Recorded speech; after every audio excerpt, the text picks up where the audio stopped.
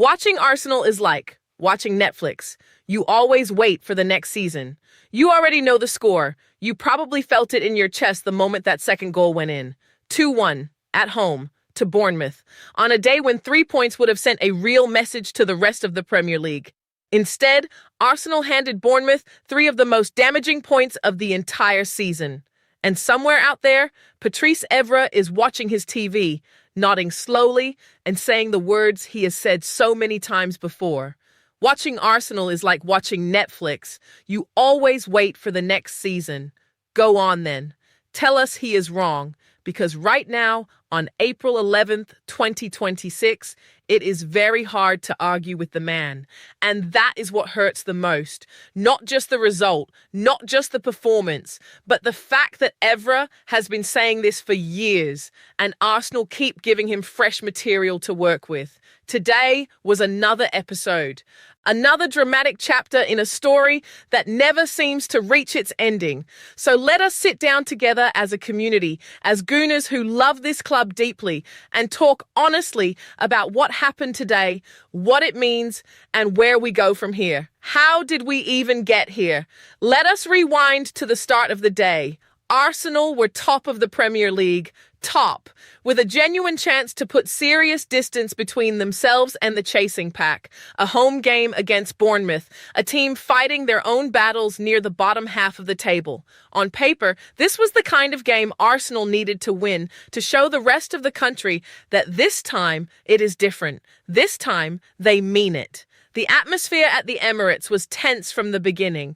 You could feel it even through the screen if you were watching from home.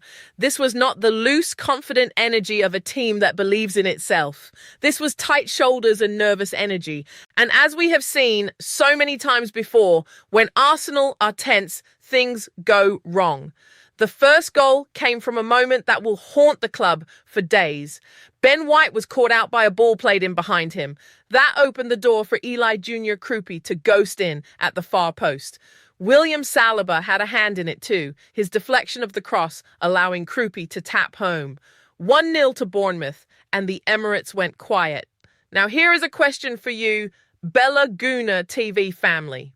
When Bournemouth scored, what did you feel in that moment? Did you feel panic? Did you feel like it was just a blip and Arsenal would come roaring back?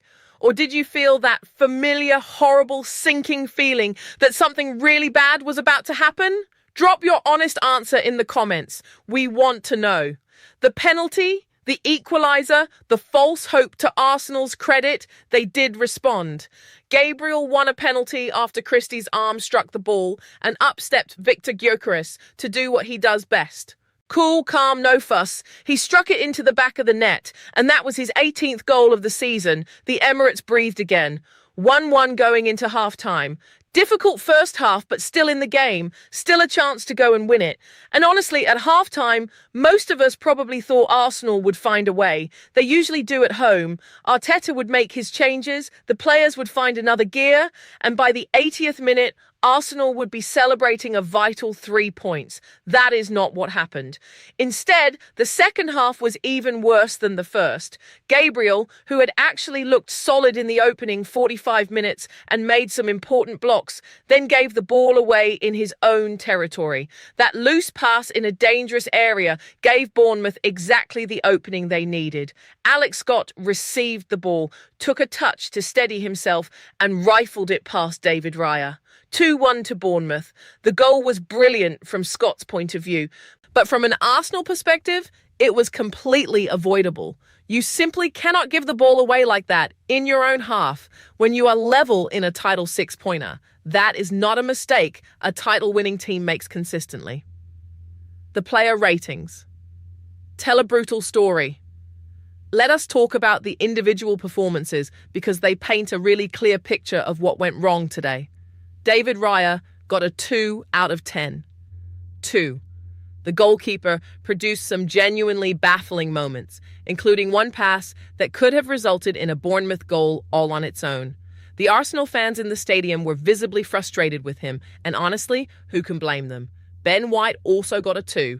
His error directly led to the first goal, and he was eventually taken off after making several more mistakes. On a day when Arsenal needed every player to be at their very best, White had one of his worst games in an Arsenal shirt.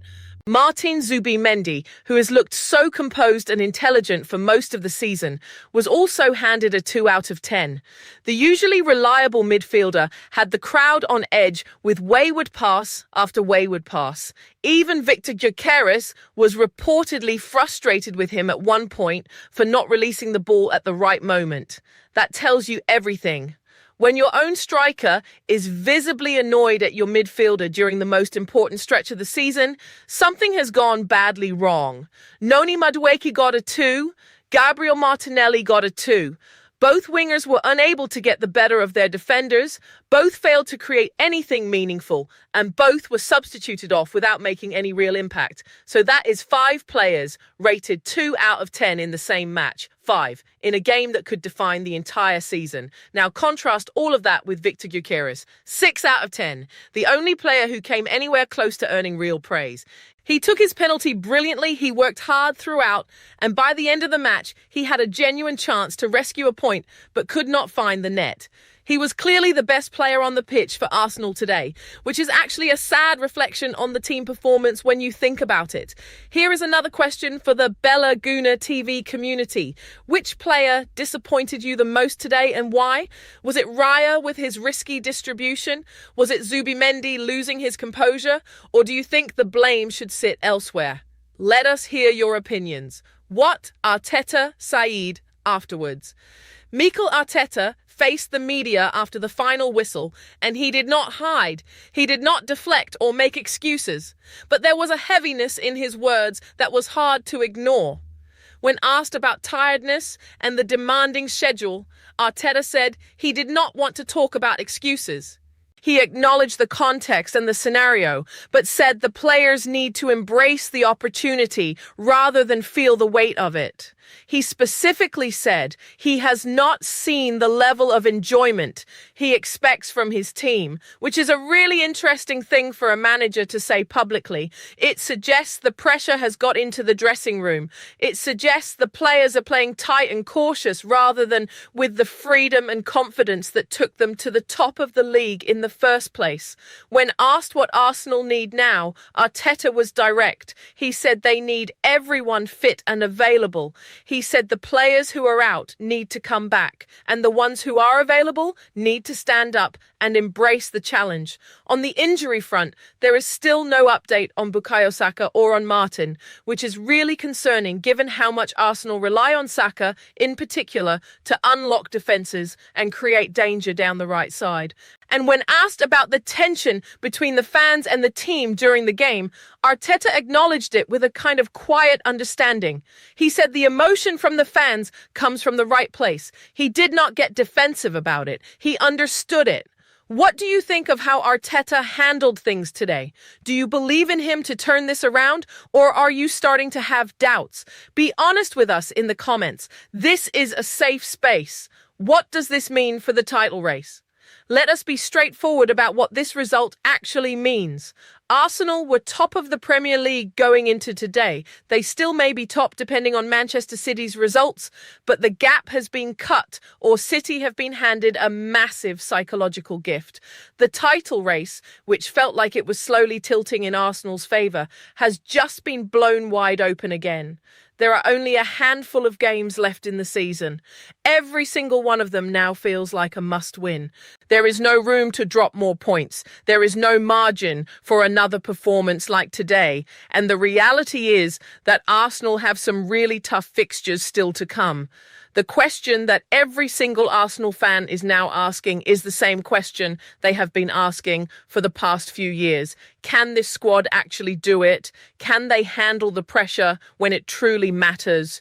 Or will they find another way to make this harder than it needs to be? And that brings us right back to Patrice Evra, the Evra problem. Let us talk about Patrice Evra properly, because his words are hanging over this club right now like a storm cloud. Evra has been saying for years that Arsenal are his babies. He says it with a kind of teasing affection, the way you might say it about a younger sibling who keeps making the same mistake over and over. He invented the Netflix comparison back in October 2024, saying that watching Arsenal is like watching Netflix because you always wait for the next season.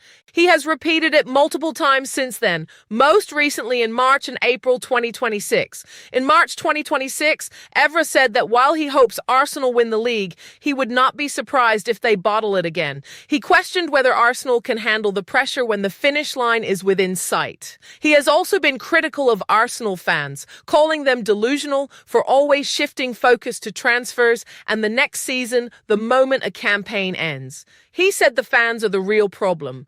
And while that is a harsh thing to say, some Arsenal supporters have quietly asked themselves if there is a grain of truth in it. He even advised Arteta to be willing to do whatever it takes to win, to be ruthless, to waste time, to win ugly if necessary, because according to Evra, the difference between good managers and elite managers like Sir Alex Ferguson or Jose Mourinho is exactly that willingness to do whatever it takes. Now, here is the real question for you, Gooner TV family. Do you think Evra is just winding Arsenal fans up for fun, or do you think he has a genuine point? Is there something about the mentality of this club that needs to change? And if so, how does that change happen? The blueprint argument before today, there was a really interesting debate happening in the Arsenal fan community.